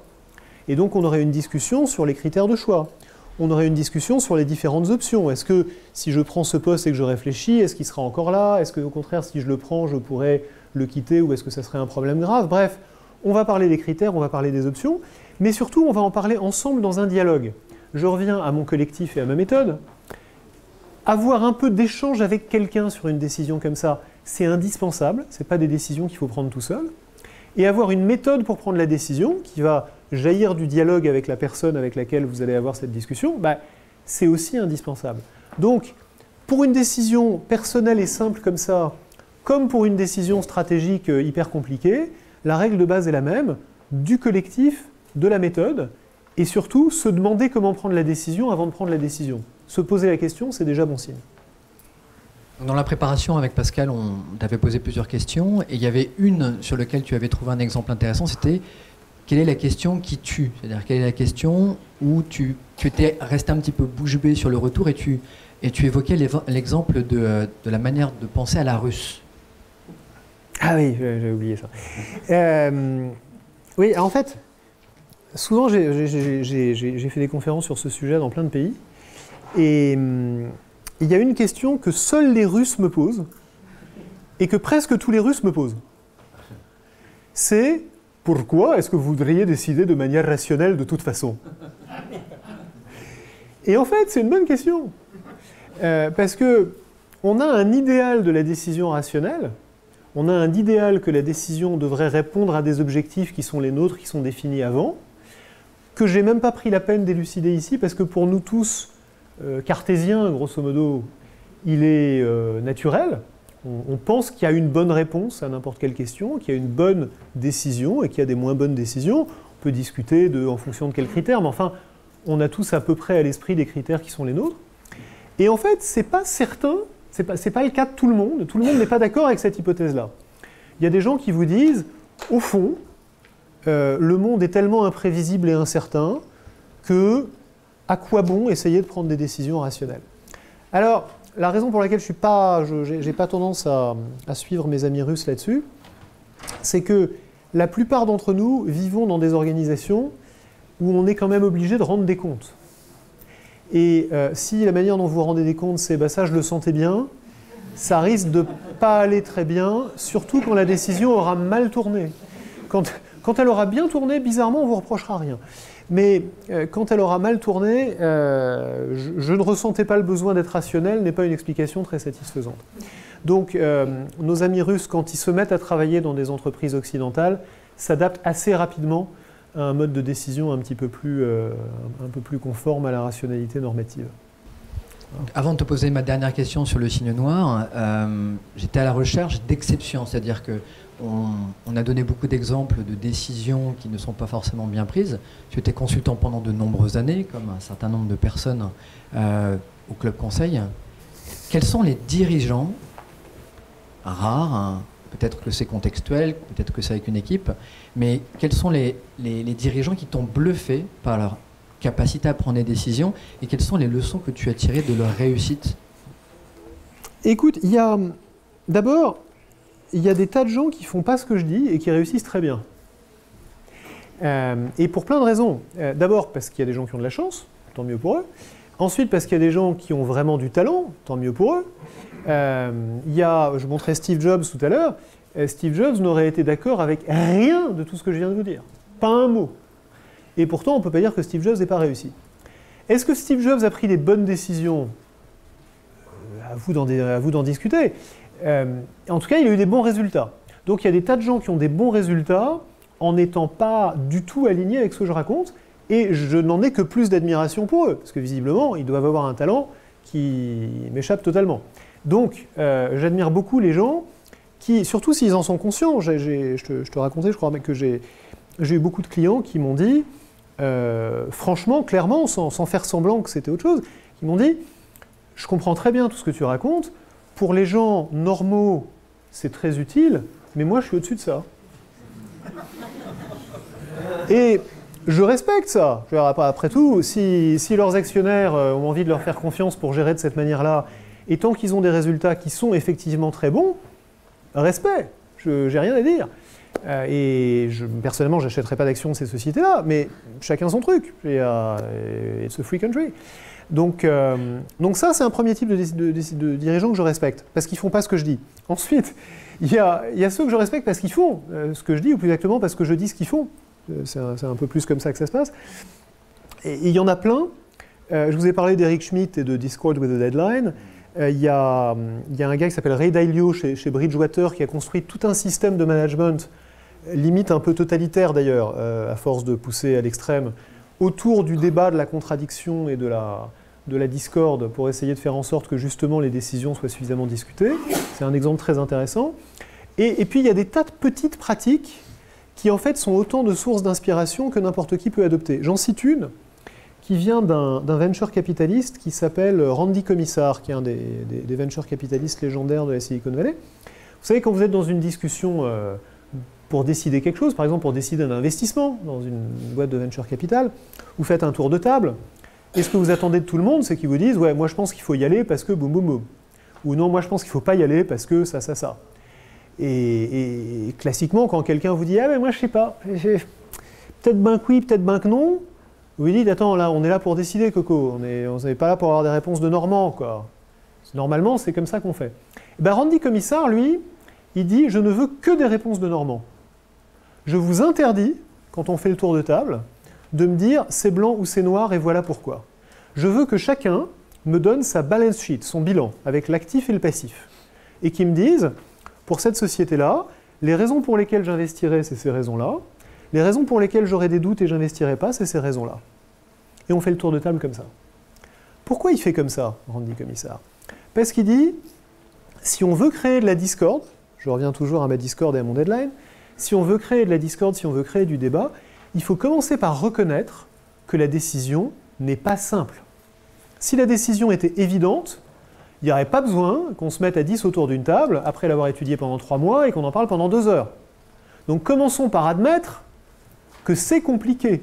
Si on fait semblant que c'est pas compliqué, si on simplifie avant même d'avoir commencé à discuter, on va aller nulle part, on va rentrer dans le biais de confirmation. Et on va avoir en plus une chose dont je n'ai pas parlé, qui est le groupthink, c'est-à-dire que les premiers qui vont parler vont influer. Une fois que les 3 premiers ont dit « It's a slam dunk, of course we should invest in this business, Randy », c'est très difficile pour le 4e, surtout s'il est un peu plus junior, de dire « Mais bon, en fait, celui-là, je ne le sens pas trop. » C'est très compliqué. Donc, si on veut créer une discussion dans laquelle il y a de la discorde, il faut faire exactement le contraire de ce que la plupart des gens considèrent comme une norme de bon management, et demander aux gens de vous donner un point de vue nuancé. C'est un exemple parmi des tas, et j'ai essayé d'en recenser autant que possible et d'en faire des exemples de briques élémentaires qu'on peut utiliser pour construire des méthodes de décision. Mais je trouve que cet exemple est assez parlant parce que c'est une manière de reconnaître la complexité de la décision. Une autre citation que j'aime bien, c'est Barack Obama, qu'on regrette déjà, et qui nous disait, qui disait, il ne me le disait pas à moi, il le disait au New York Times, qui disait « Quand une décision arrive chez moi, c'est qu'elle est super compliquée, sinon quelqu'un d'autre l'aurait prise. » Alors, vous n'êtes pas Barack Obama, et vous avez des décisions moins compliquées que celles de Barack Obama, mais vous êtes quand même dans des organisations où la plupart du temps, quand une décision arrive jusqu'à vous, c'est qu'elle mérite que vous y passiez du temps, sinon elle aurait été prise par quelqu'un d'autre. Ce qui est intéressant d'ailleurs, c'est que ce quelqu'un d'autre, c'est vous il y a 10 ans. Donc vous avez passé toute votre carrière à apprendre à décider vite sur des problèmes simples. Et le pattern que vous avez appris, c'est de décider vite sur des problèmes simples, et plus ça va, plus vous allez vers des problèmes compliqués qui demandent que vous décidiez lentement. Donc il faut apprendre à faire évoluer notre style de décision pour reconnaître la complexité de plus en plus grande des problèmes qu'on traite. Et donc il faut aller de moins en moins vers le style boom boom qu'on associe avec le manager décisif et héroïque, et de plus en plus vers la reconnaissance de la complexité que je vous raconte chez Randy Commissar. Donc effectivement, quand on l'a préparé, tu évoquais le fait de reconnaître que c'était d'accepter que ce soit compliqué, aussi d'accepter et d'être conscient de ses limites. Tu as un peu poussé et tu disais, c'est vrai que Barack Obama m'impressionnait. On a rebondi un petit peu, on disait, et Trump. Ah bah lui, il n'est pas conscient de ses limites au moins, c'est ça qui est bien. Voilà, donc, et tu nous as donné 1 ou 2 exemples intéressants. Ouais, je trouvais, alors, il a aggravé son cas depuis avec la CIA, mais il avait eu une réaction extraordinaire par rapport aux intelligence briefings, parce que le président américain a un briefing tous les jours de la CIA et du FBI et de la NSA qui viennent lui dire voilà ce qu'il faut que vous sachiez, monsieur le président, sur ce qui se passe dans le monde. Et il a supprimé ce truc-là en disant 1, je n'ai pas besoin qu'on me répète la même chose tous les jours. 2, I'm a smart person. Et 3, if they really need to tell me something, I'm only 30 seconds away. Et en fait, les 3 messages sont terrifiants. C'est-à-dire que, 1, c'est terrifiant, je n'en dors plus. 1, il ne reconnaît pas la réalité évidente qui est que le monde change tous les jours. Il est évident que les gens qui viennent le briefer ne lui disent pas la même chose tous les jours. Ils ne sont pas complètement stupides, eux non plus. Donc ils ne vont pas lui répéter la même chose tous les jours. Ce qu'ils viennent lui dire, c'est des choses nouvelles. L'idée qu'il y ait des choses nouvelles tous les jours dans le monde, visiblement, ne l'a pas effleuré. En soi, c'est inquiétant. 2, il dit « I'm a smart person », ce qui sous-entend que tous les présidents américains qui l'ont précédé depuis 50 ans étaient complètement débiles. Dans le genre excès de confiance, c'est quand même un peu préoccupant, même si c'était pas forcément tous des génies, mais enfin, c'est quand même un peu préoccupant. Et surtout, l'idée qu'il veut qu'on le contacte et qu'en 30 secondes, il décide, sans avoir le background de la situation qui a été construit jour après jour par l'élaboration, l'accumulation d'informations supplémentaires, c'est le plus inquiétant, parce que tout ce dont on a parlé là vous dit en fait que la connaissance nécessaire à une décision est une connaissance qui s'accumule, et qui s'accumule progressivement, et que rien n'est pire, vous avez vu la boule de neige, rien n'est pire que de laisser la boule de neige partir et de décider très vite sur la base de cette petite boule de neige. Donc, tous les bons mécanismes de décision sont des mécanismes qui, sauf urgence évidemment, font, quand c'est possible, de la place au temps. Une des pratiques les plus évidentes, qui d'ailleurs correspond à la sagesse populaire, que m'ont dit beaucoup de managers que j'ai interviewés en travaillant sur la prise de décision stratégique, c'est « je dors dessus ». Et vous savez, c'est la sagesse populaire, mais « sleeping on it », il y a ça dans toutes les langues, « je dors dessus » et le lendemain matin, j'ai l'idée claire. Et donc, se mettre intentionnellement dans une situation où on n'aura pas la possibilité de dormir dessus parce qu'on refuse d'avoir l'information à l'avance, il n'y a rien de plus catastrophique. Donc voilà comment, en une phrase, on peut faire 3 erreurs massives de méthode de décision. Et depuis, on a fait plein d'autres. Tu m'as demandé de garder cette dernière question pour la fin, parce que ça fait un pont avec le travail que tu fais avec Daniel Kahneman, des sujets de recherche. Moi, je suis passionné par le travail de Nassim Nicolas Taleb, qui est connu pour le signe noir. Moi, j'aime beaucoup Antifragile. Toi, je crois que ton livre préféré, c'est Le hasard sauvage. Tu parlais tout à l'heure de méthodes de décision dans des situations d'urgence, mais connues. Comment faire face à une situation et comment décider face à l'inconnu? Si je savais, je ne sais pas, par définition. Mais on peut déjà, on peut dire 2-3 choses. D'abord, il y a, même si on parle toujours du signe noir, il n'y a quand même pas beaucoup de signes noirs. La plupart des choses qu'on appelle des signes noirs, c'est en fait pas des signes noirs. C'est des signes parfaitement blancs qu'on aurait parfaitement pu prévoir. La preuve, c'est que par définition, chaque fois qu'on parle de quelque chose qui pourrait être un signe noir, c'est que ce n'est pas un signe noir, puisque par définition, le signe noir, c'est celui auquel on ne peut pas penser. Donc, les signes noirs que, a posteriori, on reconnaît comme des choses dont on se dit « Ah, ce truc-là, on ne l'avait pas vu venir », il n'y en a vraiment pas beaucoup. L'élection de Trump, ce n'est pas un signe noir. On pouvait le voir venir. Il n'y a pas beaucoup de gens qui l'ont vu venir, mais en fait, on pouvait le voir venir. C'était un événement de probabilité relativement faible. Ça n'avait pas 70% de chances de se produire, mais enfin, ça avait une probabilité, on pouvait le voir venir. Ce n'était pas impensable. Donc des signes noirs, il n'y en a pas tant que ça. C'est quand même pas un phénomène auquel on est confronté tous les jours, c'est le moins qu'on puisse dire. Le vrai problème que Taleb souligne quand il parle du signe noir, c'est notre tendance à créer de la cohérence là où il n'y en a pas. Quand je vous racontais tout à l'heure, quand je vous montrais l'exemple de l'Apple Store, et que je vous montrais qu'en fait on a tous tendance à chercher un agent dans cette histoire, on n'a pas tendance naturellement à se dire ce type-là est arrivé là au bon moment, il a eu de la chance. Il n'a pas eu que ça, hein, je ne dis pas qu'il a eu que ça, mais il a eu de la chance d'être là au bon moment et donc son succès vient de facteurs indépendants de lui.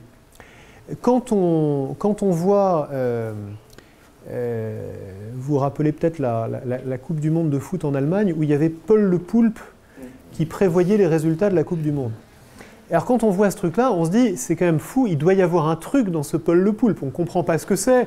Si on n'est pas complètement irrationnel, on n'imagine pas que ça soit effectivement un poulpe qui prédise les résultats des matchs de foot, mais on se dit, le propriétaire doit l'avoir truqué, il doit y avoir quelque part une manière de faire en sorte que Paul Le Poulpe arrive à tomber juste dans 10 matchs de suite, ce qu'il a une chance sur 250 de faire. L'explication est beaucoup plus simple. C'est que des gens qui ont dressé des animaux à essayer de prévoir les résultats des matchs de foot, il y en a beaucoup plus que 250 dans le monde. Et donc, qu'il y en ait un qui, purement par hasard, arrive à prévoir les résultats, ça nous trompe parce qu'on pense qu'il y a une raison aux choses, mais il n'y en a pas, c'est juste le hasard.